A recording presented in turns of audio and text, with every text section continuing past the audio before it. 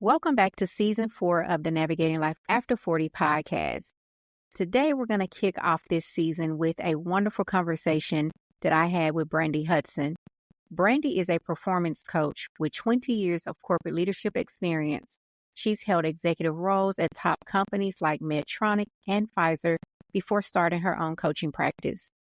Her own journey is what inspired her to help high achievers prioritize happiness and not just chase success. She blends her business background with energy healing and spiritual wisdom to help her clients increase their happiness set point and achieve their goals with greater ease, flow, and fulfillment. Her mission is to empower people, especially women and people of color, to step into their full potential and create truly satisfying lives. Now, I want you to grab your pen and paper because this is a masterclass in happiness. Let's get started. Welcome to Navigating Life After 40, the podcast that's all about helping women navigate this exciting and sometimes challenging phase of life. I'm your host, Roni J, and I'll be here sharing some of my own personal experiences, chatting with experts and a few friends, and also providing some practical advice and support to help you live your best life after 40. Let's get started.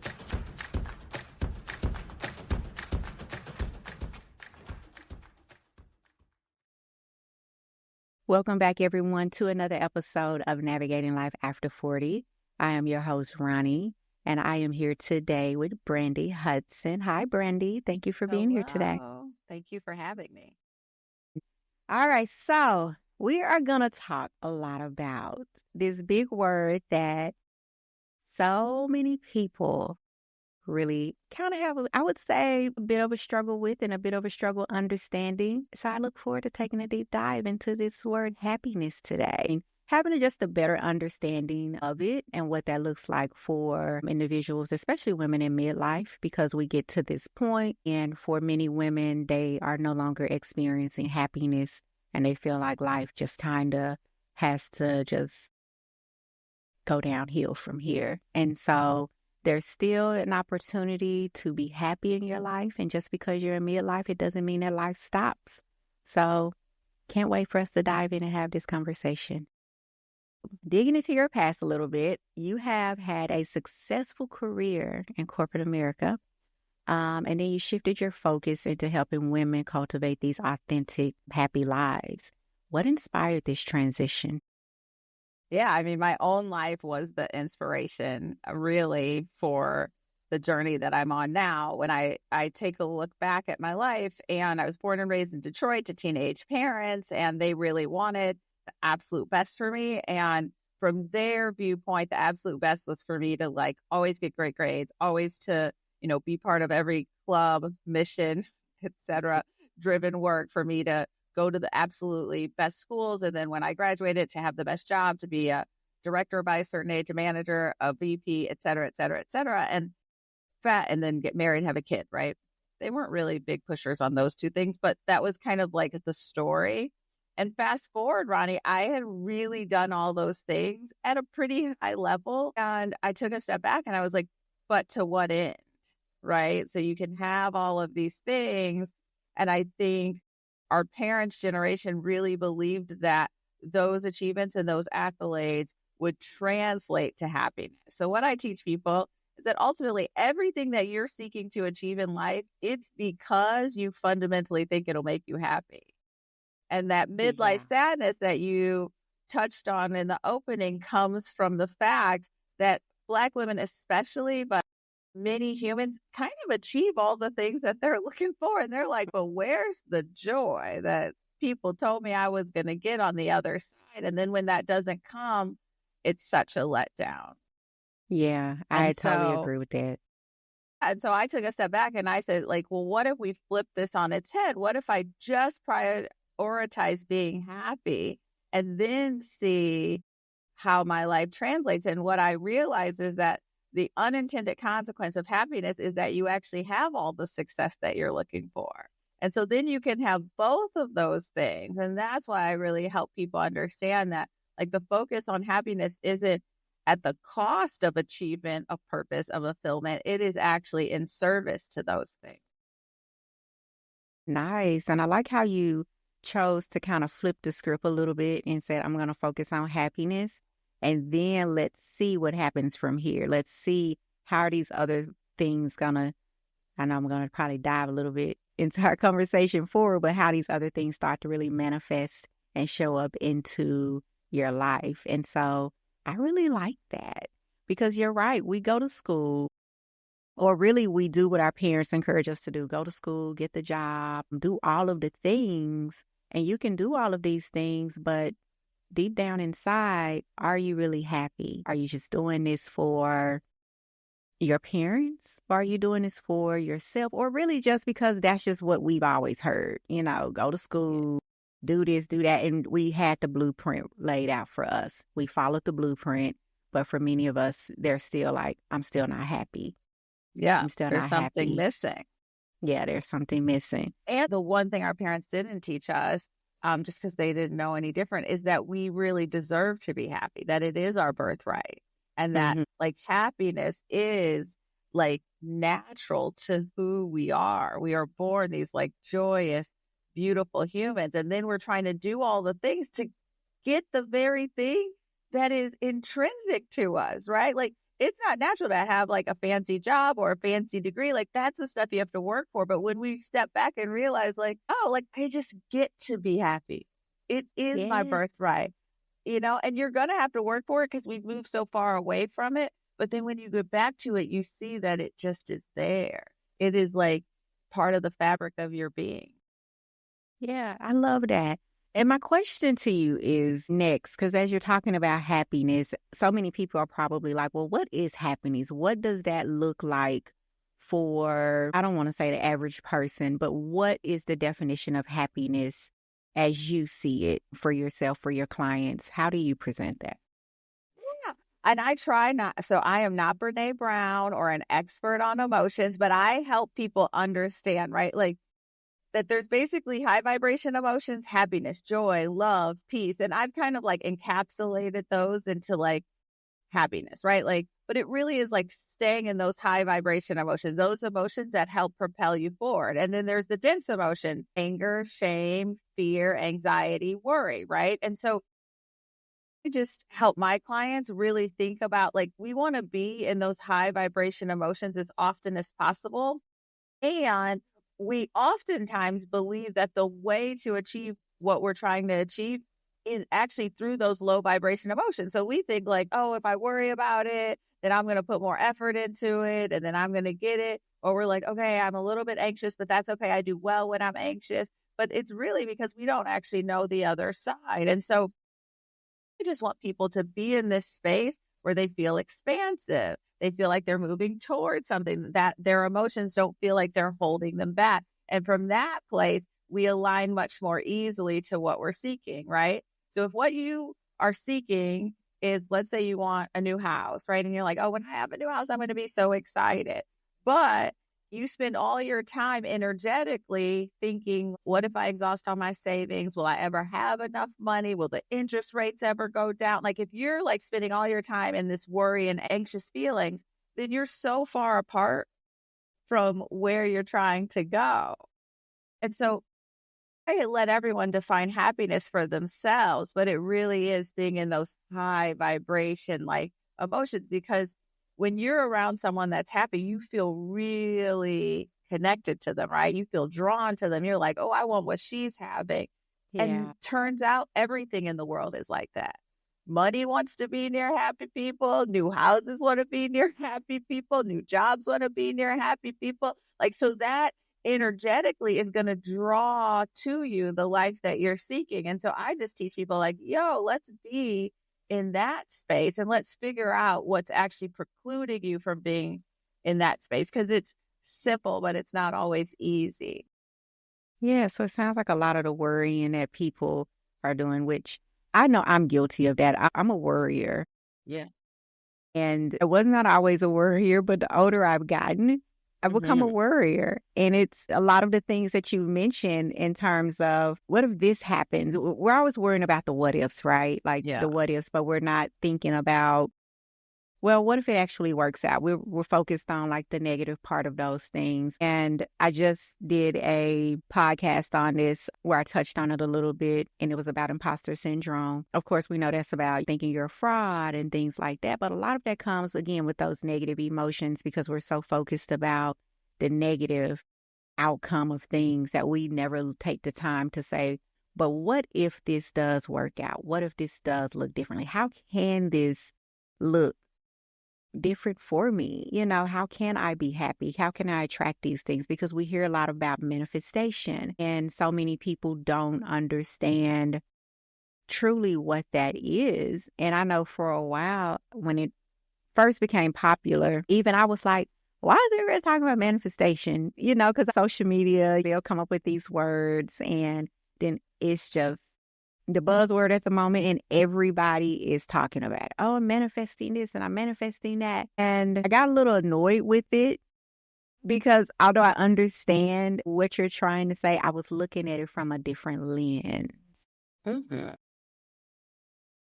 And I'm sure other people probably were also probably listening, probably like, yeah, I probably was too. But I was looking at it from a different lens, and not more so from the negative. I've just always been where if it's something that you want, and this is just my spiritual side, I pray about it, I write it out, and this is what I ask for. But in what you're mentioning as well is somewhat similar, except you're identifying what happiness looks like for you. So and I'm not sure if this is something that you do with your clients, maybe have them write it out. Like, in a perfect world, what does your life look like? What does happiness look like for you? Because it makes me think about begin with the end in mind. In a perfect world, what does happiness look like for you? And so that's what comes up for me when you're talking, which leads me into your process and the core principles that you use, which is B.A.S.E, B-A.S.E. Can you share, walk us through like the details of that and how you use that with your clients? I'd love to. Can I respond first to a couple of the things you said? Okay, I was taking a couple notes. So one, what I really tell people about worry, and I'd love to offer this to you, Roni, is there's this idea, people are like worrying. And I'm like, okay, so you're going to worry about something. And then if it doesn't happen, you're going to be like, man, I spent a lot of time worrying about something that didn't happen, right? So we all know that, right? Like that's obvious. But what people sometimes don't sit and think about is, if I worry about it and it does happen, I'm still going to be upset. The worry doesn't actually change anything. Like you're either going to worry and still be upset, mad, sad, angry, whatever, if the outcome that you were trying to prevent happens anyway. Or if it doesn't happen, you're going to be like, man, I wasted my time. So either way, it's a waste of time. Worrying is the ultimate waste of time. And so there are these things that we can put into place to help people reduce their amount of worry. And then the manifestation part, I agree with you. I do not like the word manifestation. And I used to be so against it because people think about manifestation in terms of things, right? Like a husband, a house, a car, a partner, a new job, a promotion, an amount of money, right? Instead of thinking that creating the entirety of my life, I've manifested everything. If I trip down the steps, I manifested that. If I get a new job, I manifested that. And so I like to tell people, like, you're co-creating your life, and the extent to which you can use your brain and your emotions, those are the two things that create your life, period. So if you can use your brain and your emotions to your own benefit, then you're going to create the life that you want. You're going to manifest this beautiful life, and then you're going to be kind of living these beautiful moments. Sometimes what happens is people manifest things, but then all the moments in between feel heavy because they don't realize the entirety of my life I'm creating. And when I think about creating the entirety of my life, I'm actually going to be focused more on how I feel in the moments, more on how I feel when I'm talking to Roni, when I'm hugging my kid, and less on the house, the car, the job, because those are like so finite. Like, how many houses will you own in a lifetime? Not that many, right? But you're going to live many, many, many minutes of every day. And you want that time to feel expansive and beautiful. And so when we think about co-creating the entirety of our life, then we can be in this much more beautiful space. And I love what you said about writing, right? Pray, write, ask is absolutely true, because really, if we use the word manifestation, writing something in the world is the first step of manifestation. It is getting it out of your head and into the world. You see it as part of the world because you put it on paper. You're no longer dreaming about it. So it's that first step of manifestation, and it's so beautiful, right? So you pray to God for guidance, that you're asking for the right things. Then you write it down, and then you right for Holy Spirit, whomever you believe in, to help you take the right actions to bring it to pass.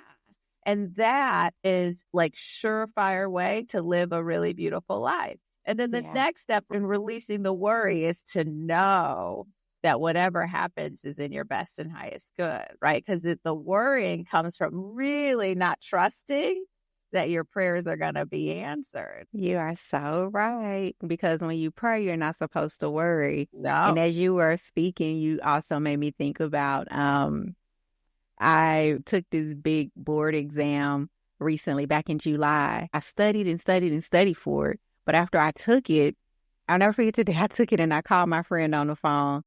I said, what in the world kind of exam is this? Because she took it years prior. After I got through talking to her, I said, I'm just going to give it to God. Whatever happens, happens. And I'm just going to trust that he's going to take it from there. And if I pass it, I always give all credit to him. But whatever happens, it's in his hands. I cannot worry about this. And I did not worry about it for 6 weeks. And then this past Monday, one of my colleagues reached out and they said, hey, did you get your results? I said, what results? And she said, to the test. And I said, oh, I forgot about them because I did not worry about that situation. I gave it and put it in the right hands of who it belongs to. And I just moved on. I was like, I can't let that test get to me. It was hard. It's supposed to be hard. That's the way they designed it. And they admitted that they do that on purpose. And when I got it back Monday, it was like, oh, I passed. I was excited. Obviously. Yeah, I was excited, but I was like, I gave it to the right hands. I was just, I can't worry about this. Yeah. And as you were talking, it made me think, how often can I just use that same level of thinking? Because I don't always do that. Every day? Yeah, and I should do that every day. Like, okay, I did this. Okay, God, I'm going to give it to you, and I'm going to go and focus on the next thing that I need to do and not let this bother me. But that's what came up for me. And you're right. And so now I have to take that same concept and just apply it on a daily basis and stop worrying. Yeah. Yeah. Thank you for sharing that. Yeah. For you. And yeah, I'd love to answer your actual question, which was about the B.A.S.E process. So the B.A.S.E process is, when I took a step back and made my first initial shift to prioritizing happiness, joy, love, peace, mostly peace, over all those dense emotions, I was like, okay, how can I actually get there? And then when I felt like I was there, I was like, okay, looking back, what was it? And the first thing is to the B, I call it B.A.S.E, B-A.S.E, because it's foundational to the life that you want to live. And so the B is what beliefs do you have, right?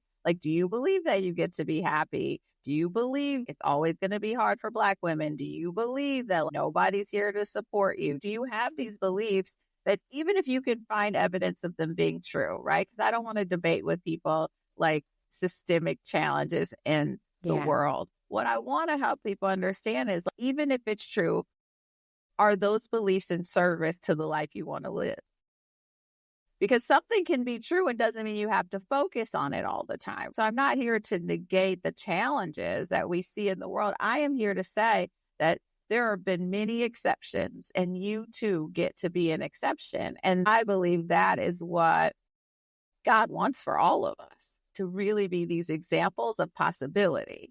And when we're an example of possibility, we focus instead of what we want and how do we shift those beliefs. And then the alignment, which I talked about a little bit earlier, what you're seeking, you think it's going to give you these high vibrations, this beautiful, lovely life, but you're constantly worried and anxious and you're just too far emotionally from where you want to be.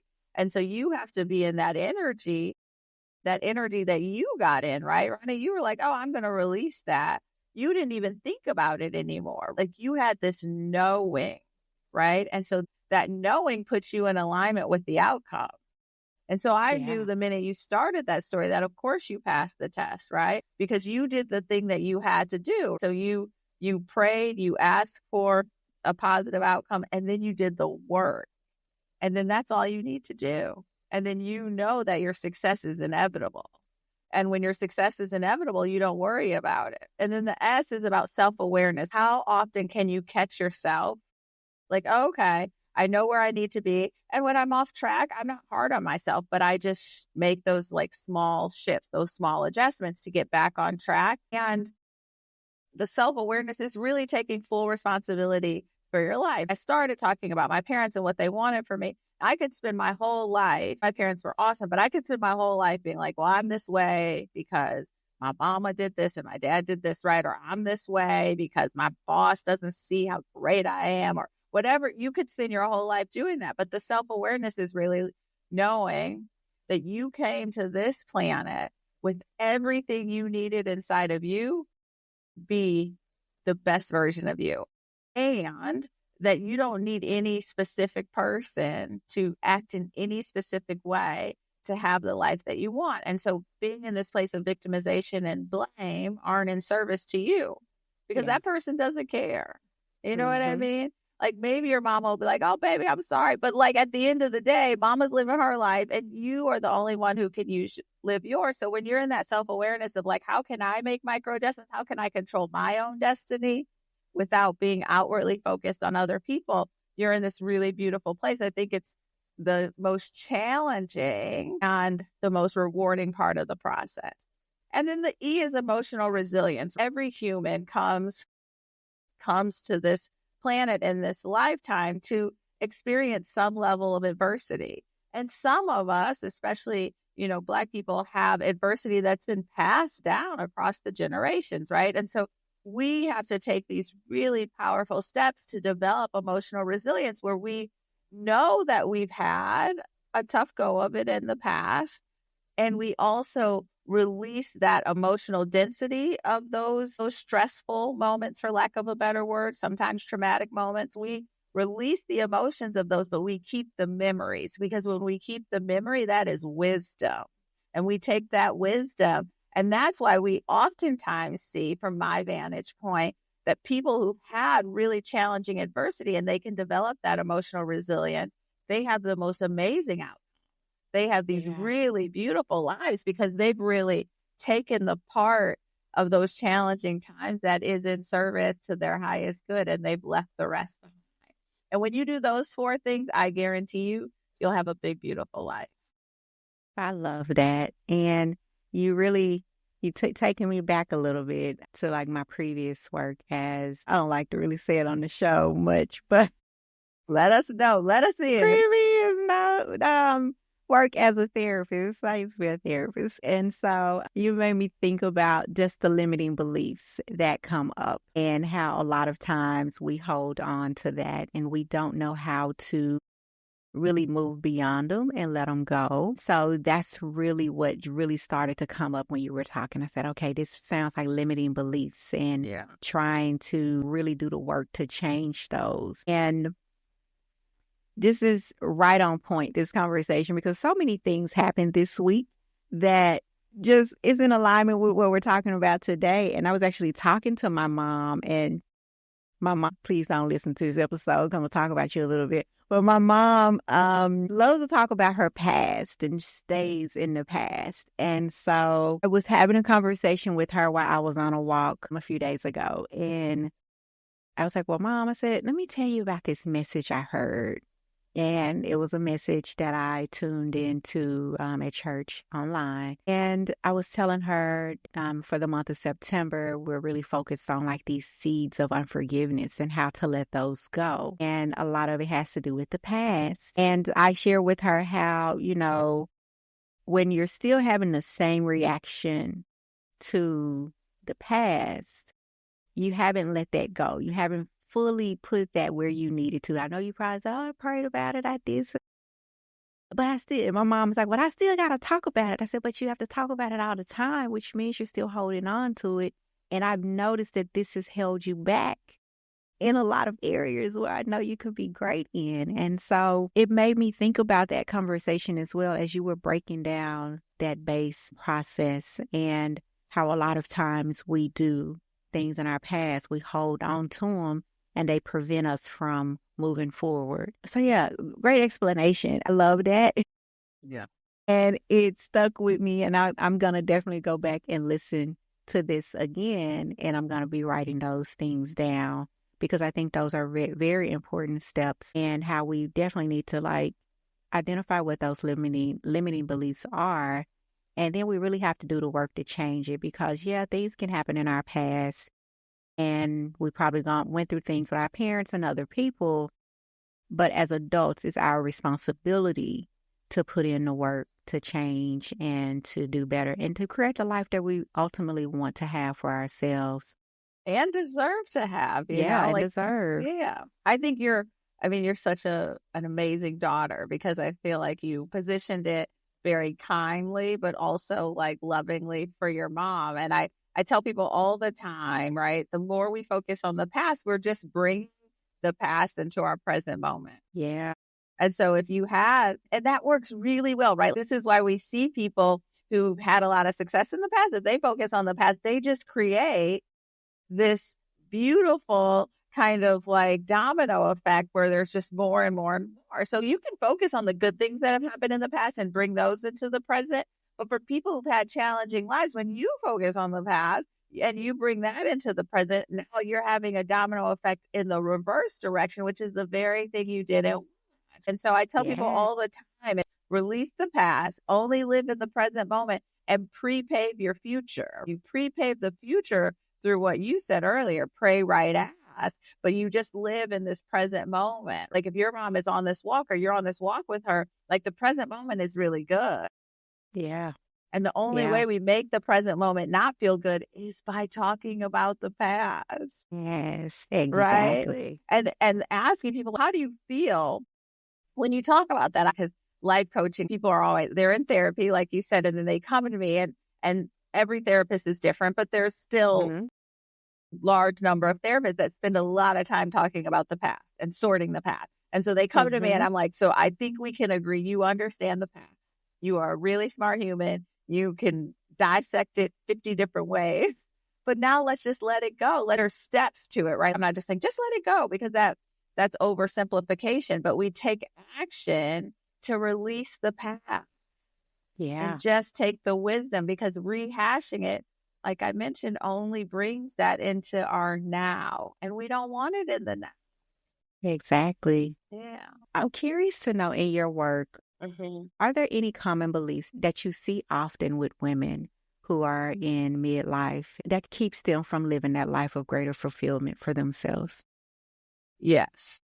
Yes. A couple things that I hear a lot. One, I hear, which it's like nails on a chalkboard. I hear people say, it is what it is. And I'm like, you've just resolved to let life take over and you're no Yes. longer in control of your destiny. Like I really want to just kind of shake people in a loving way when they're like, it is what it is though. And I'm like, no, it isn't. It is what you've made it and you have the power to make it different.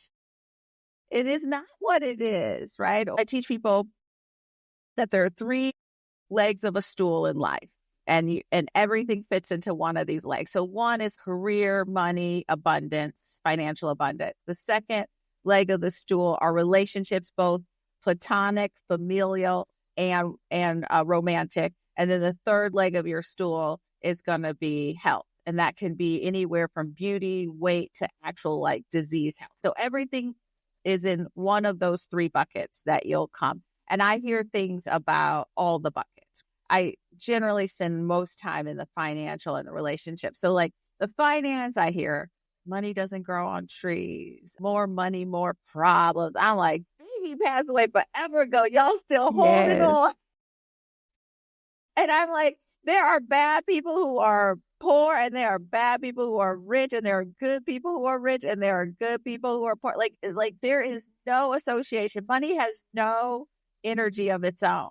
You attract it to you, But if you believe that money isn't good and that money causes problems for you, then you're going to have less money because nobody, like even the guy in jail, like thinks of themselves as a bad person. So you're not going to attract to you something that you think isn't aligned with how you see yourself. So if your identity is that, oh, I'm a good person, but money, lots of money goes to people who aren't good. Now, all of a sudden, you can't attract money because you've created this wall between you and money, where money is going to the people with problems, and I don't want any more problems, or rich people aren't good. Okay, well, now you won't have it, right? So having these views about money, these beliefs about money, when money is just a resource and you use it as you see fit, in alignment with your own morals and values and ethics and not with anyone else's, then from that space, you can attract money. And we need more really good people to have more resources, because no matter what anyone says, that is a resource, a currency that shifts the world. Jay-Z said, I can't help the poor if I'm one of them. So we need to be focused on accumulating resources, not as a priority over other things, but just not creating and having these beliefs that preclude them from coming to us for the good work that we are doing. Right. And so that's what I hear about money. Relationships, I hear there's no good men out there. All the men are less educated than me. They don't make as much money as me. I'm like, girl, Yes. like you only need one man. So first of all, there's 8 billion people in the world. And if you think that God did not put one dude out here for you, that's crazy. Yeah, it's just like crazy right. to even think that you believe that. Your brain is so powerful that it wants you to be right. And your brain is doing everything in its power to help you be right. And while you said earlier, like turn it over to God, what we can't do is contradict what God wants for us and think that God's just going to constantly override us. Like sometimes you get lucky. I say when I was younger, I think this is my purpose. This is where I'm meant to be. So I think I got a lot of things that I'm grateful for that maybe I wasn't in alignment to, but God's not in the business. There are these laws of the universe that we've been given as a way of living. So when we turn it over to him, that's one thing. But when we're like, oh, this is how we think it should be, you're not just going to end up getting what you want. You've got to be in alignment with what God wants for you and then take the actions to it. And then you're co-creating with source, with spirit, with God to get what you want. But you can't be fighting. You just won't end up with it.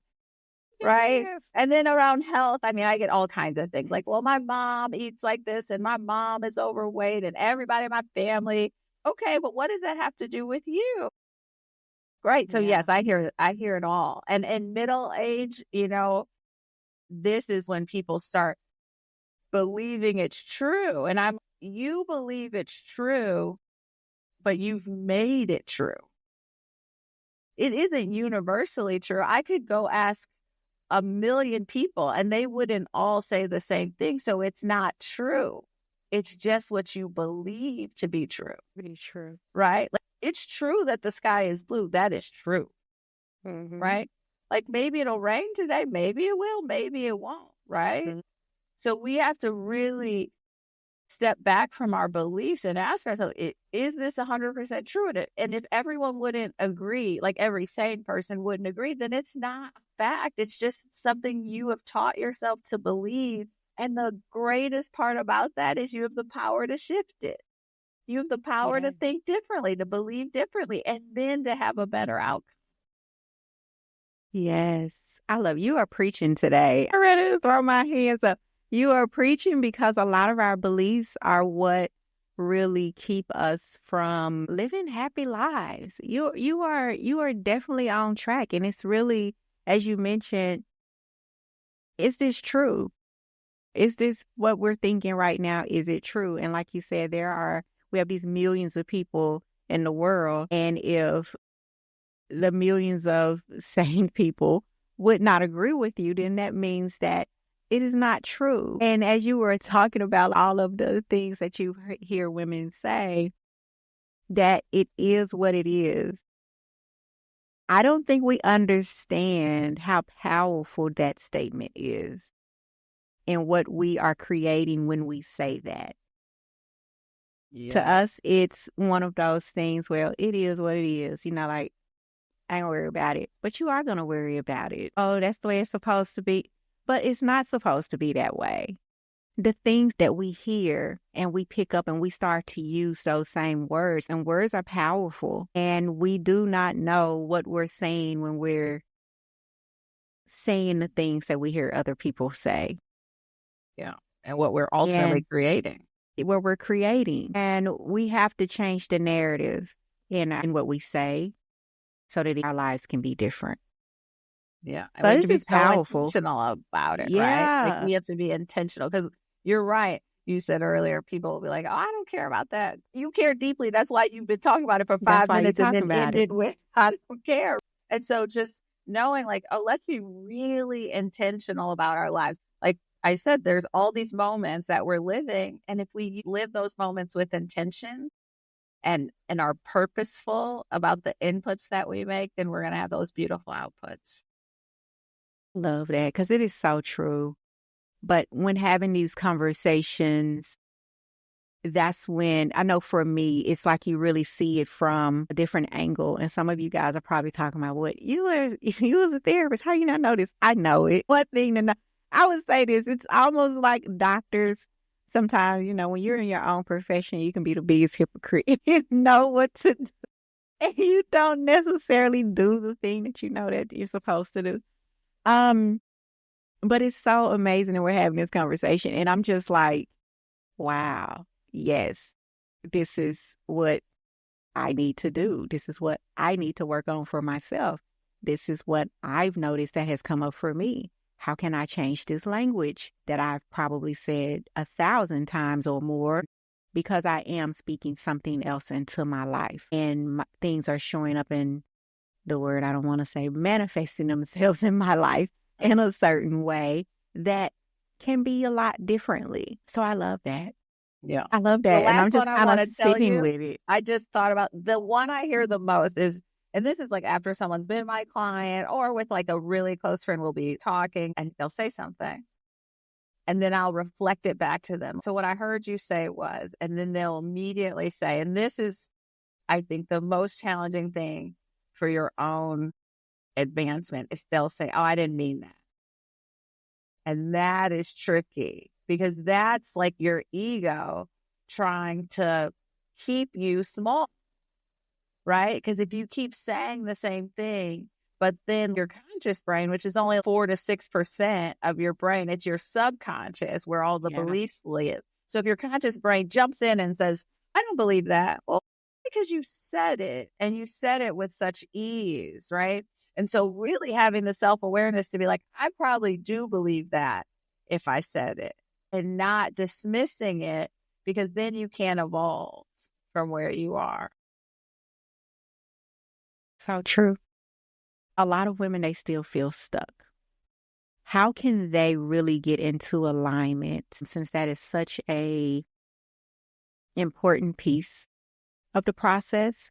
How can their lives really get into alignment with who they ultimately want to be? Yeah. So a couple things, like one, always offer to people if it feels challenging, are you sure? Do you have clarity around who you want to be? Do you know beyond a shadow of a doubt? Like, I know this is my purpose in life.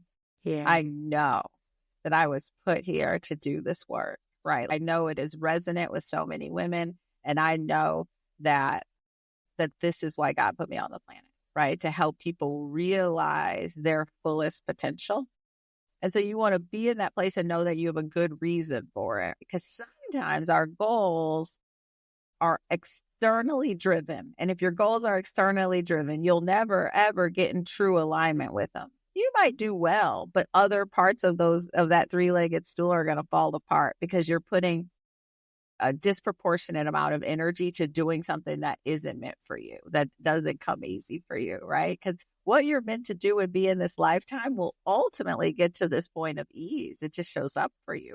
So that's one part of alignment, just knowing beyond a shadow of a doubt it's what you're meant to do. And then how do we get into alignment with it? is we have to work every day to be the person who already has the life that we want.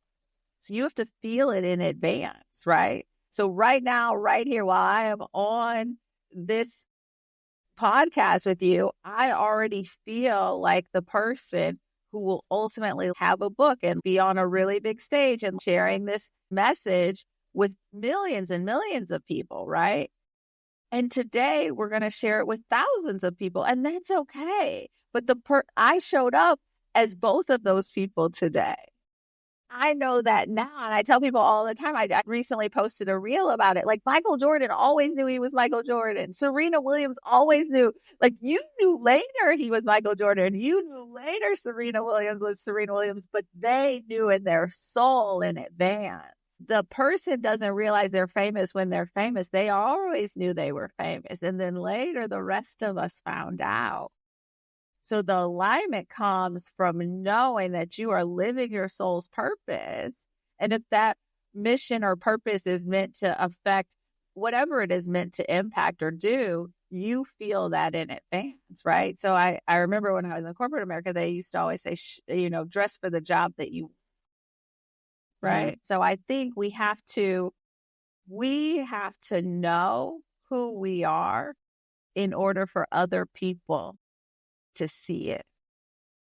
So we're trying to show up as the person that we want them to see us as, instead of doing the internal work to make sure you see yourself as that person. You know that you're that person, because the world is only reflecting back to you what you believe. Now, is it true that society has created these tropes and these like ideas of who we are and what we look like? Absolutely. Is it also true that oftentimes we take that identity on? So the first step is to release that identity and be that is not who I am, and I won't let people put me in that box. But you have to believe that deeply. Because if you start to believe, like, the only way I'm going to get ahead at work, and this is me, it's like I have to be really hard on people and no one's going to give me a second chance. So I'm not going to give other people a second chance. And I used to be like, it's either going to be me or them, and it's not going to be me. I had all these thoughts in my head, right? And so then how do I show up in the world? I showed up as a person who was really successful, but was really challenging. But that's who I was. I can say that's like who they wanted me to be, but that's how I was showing up, because that's how I thought that I got to the end goal of success. And did it work? Of course, it worked, because my brain was like, this is how you'll be successful. So I did the things, and then I was successful. And then I was like, great, that I was right. But there was other ways to do that. And later in my career, I was able to shift that. And so you have to make sure that you're not just spending your energy saying, well, this is who the world thinks I am. And actually asking yourself, but who do I think I am? Who do I know I am? Who do I want to be? And what work am I willing to put in to be that person? And then know that's how the world will see you. Like, when I started doing this work, one time I was sitting in a hotel, and this one, and at the Fontainebleau in Miami, if anyone's ever been there, it's a huge lobby. And this woman came all the way across the lobby, and she just said to me, I want you to know you have the most beautiful energy. And the reason God sent her across the room is to remind me that the work that I was doing was working, and not to stop.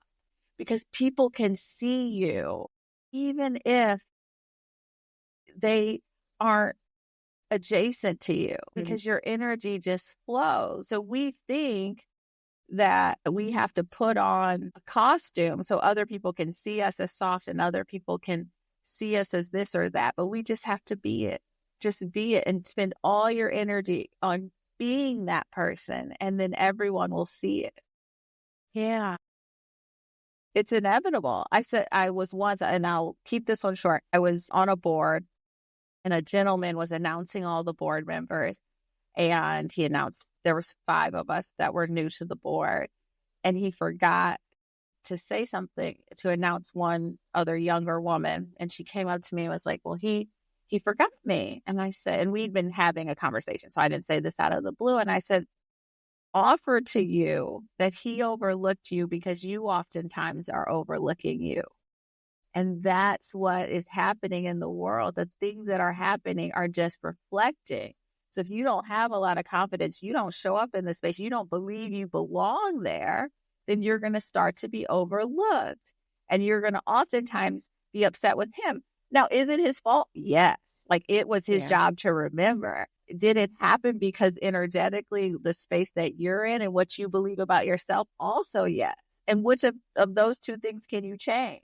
Only the part about you. So spend all your energy changing you, and then put yourself in spaces where people respect who you've become. And then you're in this beautiful alignment with the universe, with what's meant for you. I love that. Listen, this has been a masterclass. Thank you. It has.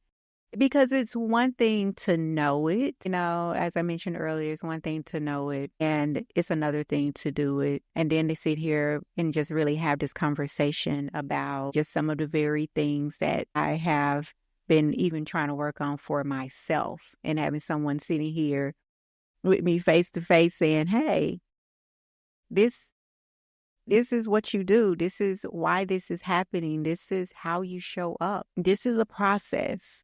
This is how you do the work. My question is, because for a lot of women, their life throws us lemons, right? How can women maintain high vibration emotions, even when days when things are tough? Because there are going to be some challenges, and I'm sure those who are listening are like, how can I expect to stay in this type of energy when I'm having a bad day? When life throws me this lemon. I mean, we hear, life throws you lemons, make lemonade, right? We hear that a lot, but how can women maintain these high vibrational emotions and this energy during those tough times? Yeah, I think I was on a live earlier this week and someone asked me a similar question. She said she felt like she was going through like a tough time. So I offered her two things, and I'll offer your listeners the same too. Is one, if you're not already in a tough time, let's just start a beautiful gratitude practice where you are every day. So I have a 7-year-old, and since he's been like old enough to talk, he was a late talker, but since he's been old enough to talk, we've been going through what is he really grateful for. And when my husband walks in the door and maybe he gets annoyed by it, I'll be like, what was the best thing that happened to you today? And so really training our brain to focus on the good parts of life, because what we focus on, we draw to us, right? And so when we think about gratitude, I want to think about it as a gift. So it's a gift, Roni, that you have me on your show today. I'm very grateful that you thought that I should be here. Now, if I never say that, or when we're done, I never send you a thank you, you might be like, well, did Brandi like it? And you might not feel any kind of way towards me, but you would never invite me back, or you may not tell your friends who have a podcast, like, oh, like Brandi, like enjoys being on podcasts. We had this good energy and she was so grateful to be there. Right. And that's how the world is. So if you're not telling God every day the positive things that are happening to you that you're grateful for them, then they don't know what to send you, because you're spending all your energy focused on the dense things. And now you're going to get more of that. And that's when people are like, well, I'm getting all the lemon. And I have so many lemons. I don't have any sugar. I don't have any water. I just got lemon. Can't even make no lemonade, right? So you want to like be in this space. And I tell people, it's for the big things, but it's for the little things. Like, I'm grateful that I got to have a conversation with my mom while I was walking. I'm grateful that when my son wakes up, he runs in my room and wants to hug me. And he goes, Mommy, can we do what we do best? And I love that that's what he thinks cuddling with me is. And what's our favorite part, right? Or I'm grateful that my husband always kisses me when walking through the door. So just like the little things, not waiting until you have a kid or a job. So that's the first part about how do we direct our life. And then the second part, if you feel like you're like kind of in a bad place and you're trying to get out of it, I want you to do this. All right, everybody get a pen and paper. I want you to wake up every day and I want you to write out what your day is going to look like, what your ideal day is going to look like, down to the minute, right?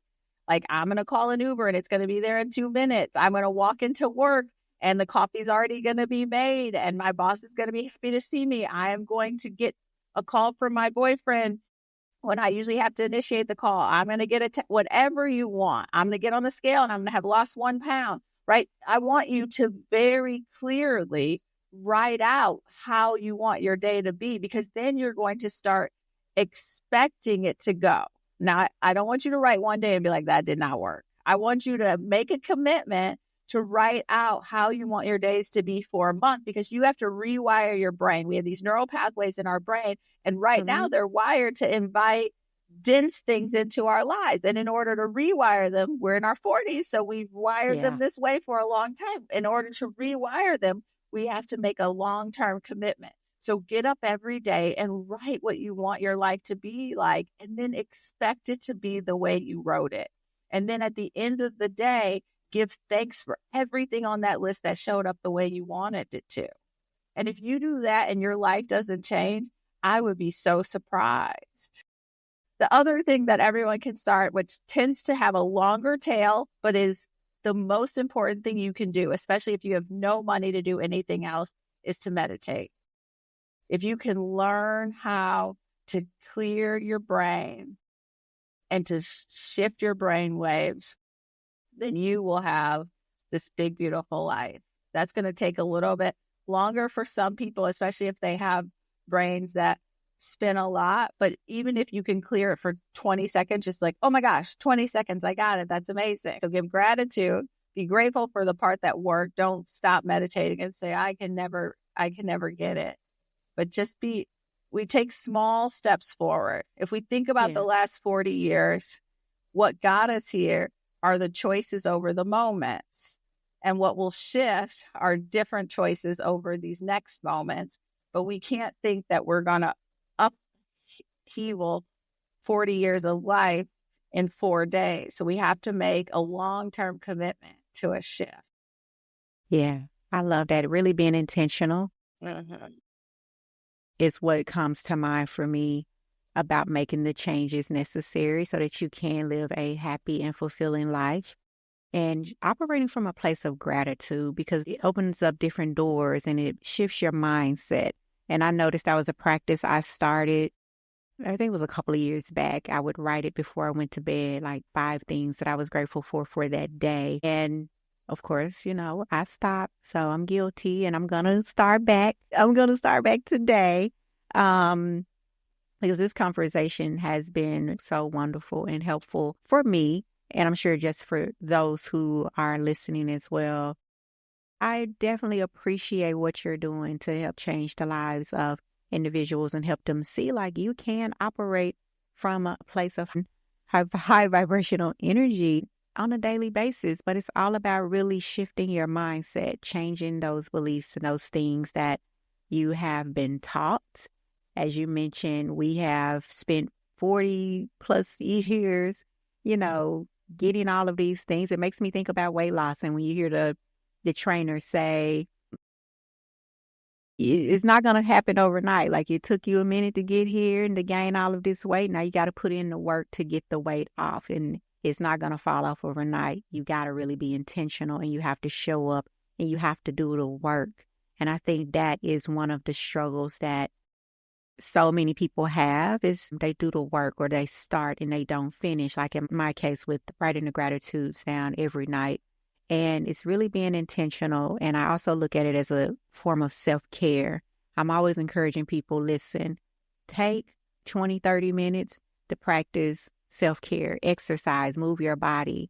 And now my goal going forward is to also encourage people to add a little bit more time to that. Take an additional 5-10 minutes to meditate, write down your day, command your day. Like, I love that. And to really be intentional about the things that you want. And that is going to help you show up in a different way. Listen, we can